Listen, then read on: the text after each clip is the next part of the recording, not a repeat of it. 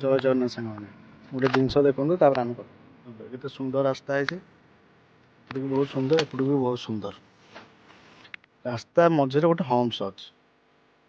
ଲୋକମାନେ କ'ଣ କରୁଛନ୍ତି, ରାସ୍ତାର ସାଇଡରେ ତଳକୁ ଖସି ରାସ୍ତାରେ ପଳଉଛନ୍ତି। ବୁଝିପାରିଲେ? ଦେଖନ୍ତୁ ସେପଟ ସାଇଡ୍ ବି ଯାଉଛନ୍ତି, ଏପଟ ସାଇଡ୍ ବି ଯାଉଛନ୍ତି। ହମ୍ସରେ ପ୍ରାୟ ଲୋକ ତ କେହି ଯାଉନାହାନ୍ତି, ପ୍ରାୟ ତଳେ ଖସି ଦେଇ ପଳଉ। ଏଇଟା ଦେଖେଇଲି ଏଇଥିପାଇଁ କି ମୋତେ କିଛି ଶିଖିବାକୁ ମିଳୁନି। ମୁଁ ଦେଖିଲି ଗାଡ଼ି ମାନେ ସିଧା ସିଧା ଆସୁଛନ୍ତି, ଯେମିତି ହମ୍ସଟା ଆସୁଛି ସାଇଡ୍ରେ ଖସିକି ରାସ୍ତା ତଳେ ପଳଉ।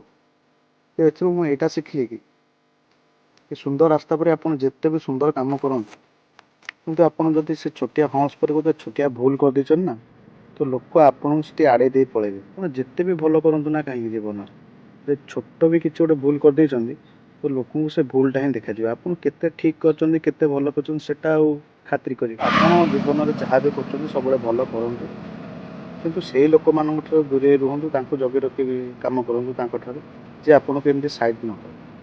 ବୁଝିପାରିଲେ ତ? Thank you.